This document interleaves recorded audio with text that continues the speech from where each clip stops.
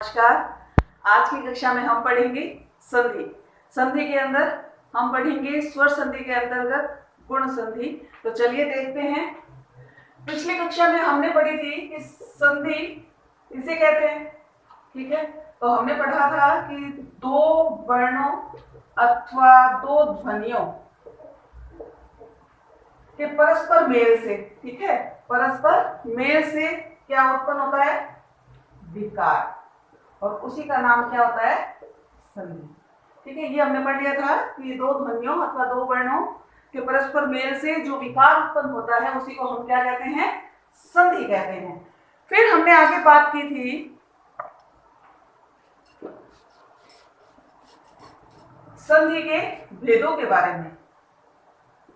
संधि के हमने लिए थे 3 भेद: स्वर संधि, व्यंजन संधि और विसर्ग संधि।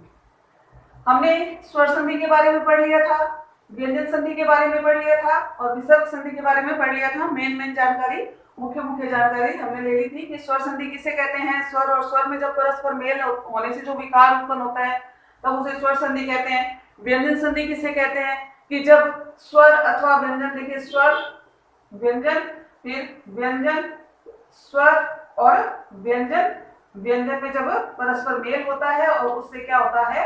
विकार उत्पन्न होता है, तो उसे क्या कहते हैं? हम व्यंजन संधि कहते हैं। फिर आई थी बात विसर्ग संधि की। जब विसर्ग के अंदर या तो स्वर मिले या फिर व्यंजन मिले, ठीक है, स्वर अथवा व्यंजन जब विसर्ग में मिलता है उत्पन्न क्या होता है? विकार अथवा परिवर्तन। तो कौन सी संधि होती है? विसर्ग संधि होती है। यहां तक हमने पढ़ लिया था। फिर उसके बाद में हमने पढ़े थे स्वर संधि के भेद। स्वर संधि के भेदों में हमने उसके 5 भेदों के बारे में पढ़ा था, ठीक है। पहला क्या था? दीर्घ स्वर संधि। दूसरा क्या था? गुण स्वर संधि। फिर यण, वृद्धि और अयादि, ठीक है, ये हमने पढ़ लिया था। और हमने दीर्घ स्वर संधि के बारे में विस्तार से चर्चा कर ली थी। दीर्घ स्वर संधि के बारे में हमने विस्तार से चर्चा कर ली थी। और आज हम क्या पढ़ने जा रहे हैं? आज हम पढ़ने जा रहे हैं स्वर संधि का दूसरा नियम। स्वर संधि का दूसरा नियम या फिर दूसरा भेद कौन सा? गुण स्वर संधि। तो देखिए, गुण स्वर संधि में सबसे पहले हम नियम की बात करते हैं कि नियम क्या कहता है। तो देखिए जरा यहाँ पर, ये क्या है? नियम। नियम क्या कहता है कि जब अ या आ में ई या ई या ई मिले तो क्या बन जाएगा? ए। अगर ओ या ऊ मिले तो क्या बनेगा? ओ। देखिए ये ह्रस्व है और ये दीर्घ है, तो कोई भी मिलेगा तो ए बनेगा। ये ह्रस्व दीर्घ कोई भी मिलेगा तो ओ बनेगा। और अगर री मिलता है, री का मेल होता है तो क्या बन जाएगा? और। ये देखिए र में हलंत है।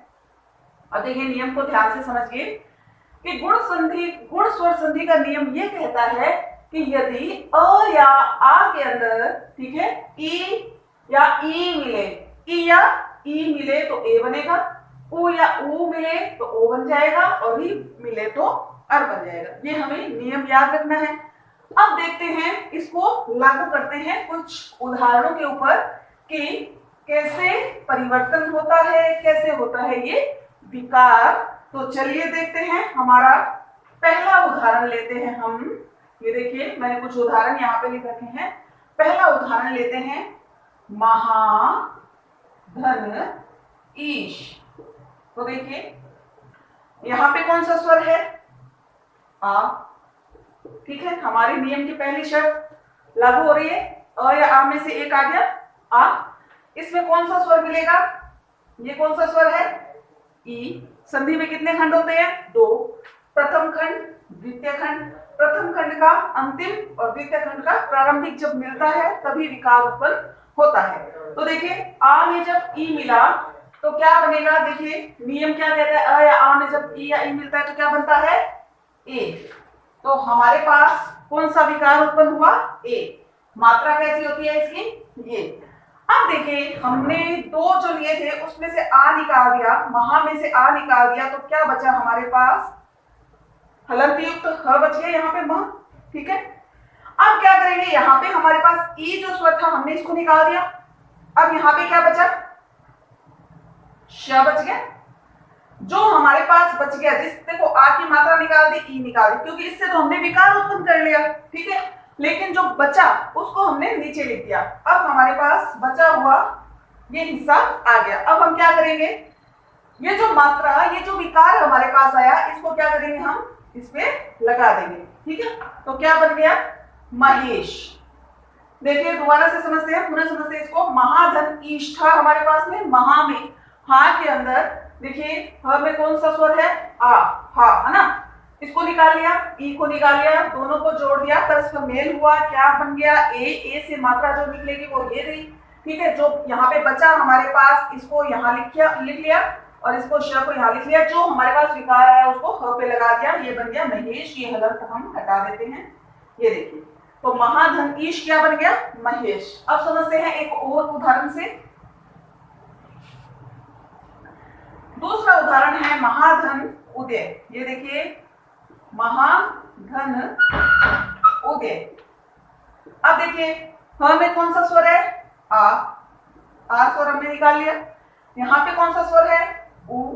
अब देखिए हमारी शर्त लागू होती है कि नहीं होती, देखिए आ, ठीक है।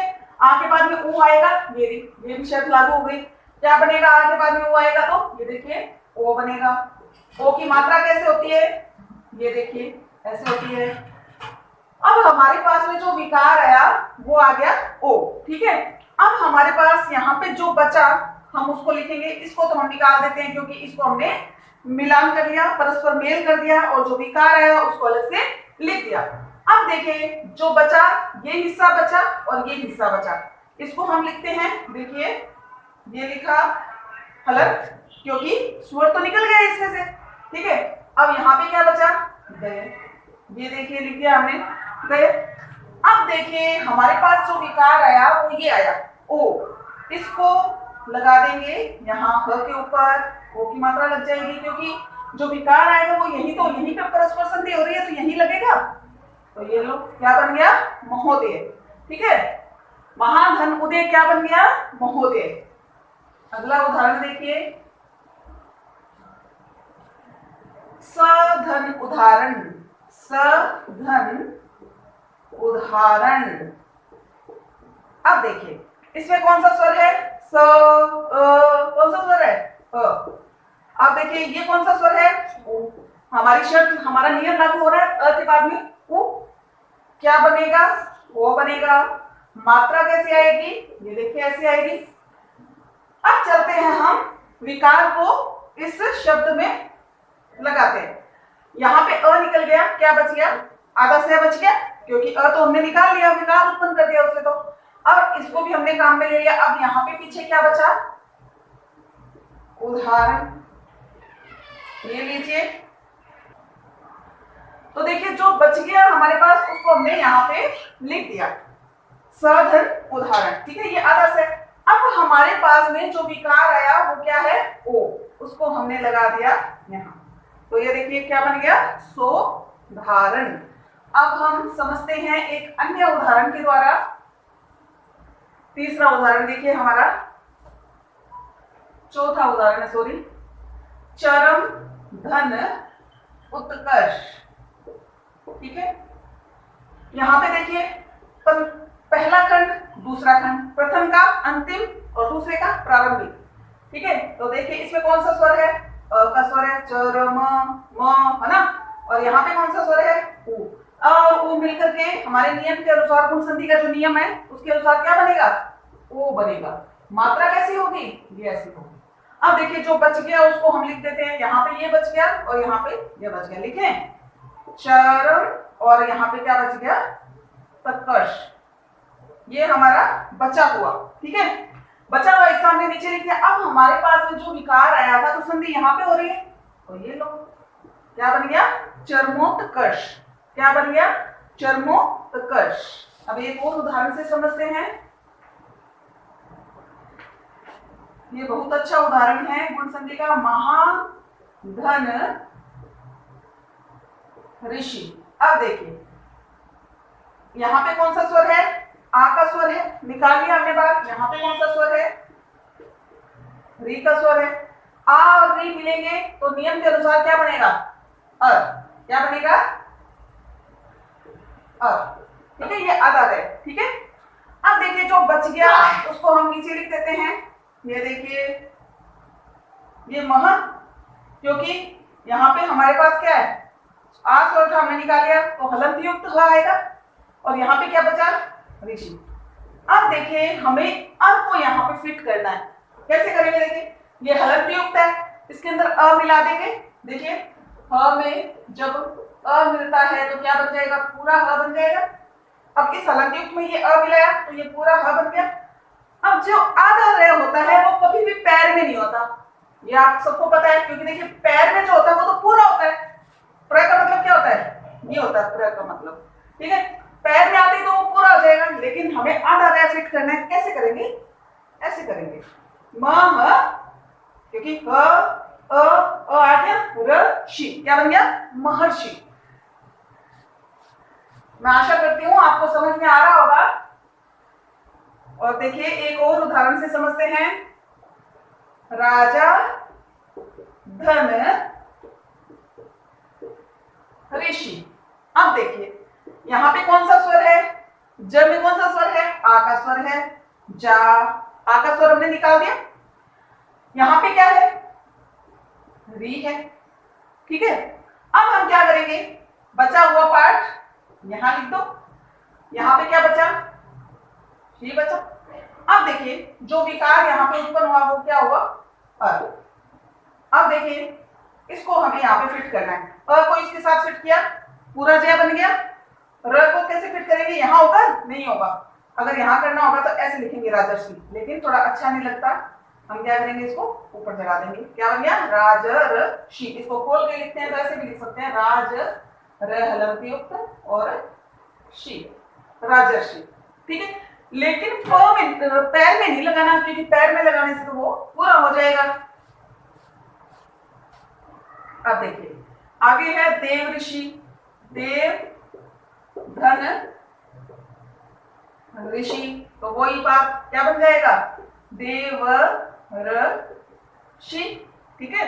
शीत ऋतु, अब ये बहुत अच्छा शब्द है, देखिए शीत धन ऋतु, तो देखिए इसमें अ का स्वर है और यहाँ पे री है, क्या बनेगा, अर बनेगा।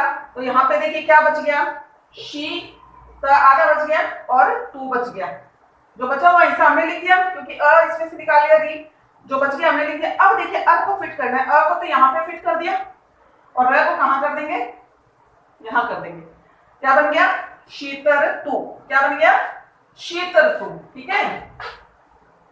आगे चलते हैं, ग्रीष्म घन ऋतु, तो क्या बन जाएगा, ग्रीष्म ऋतु, क्या बन जाएगा, ग्रीष्म ऋतु। तो ये थी हमारी गुण संधि।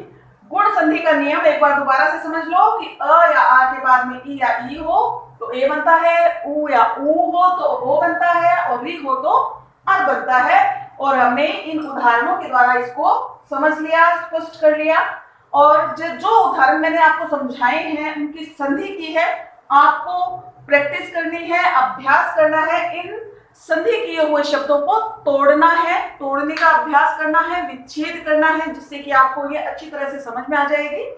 तो इसी के साथ हमारा आज का ये वीडियो समाप्त होता है। अगली कक्षा में पढ़ेंगे स्वर संधि का अगला नियम, यण संधि, और इसी के साथ धन्यवाद।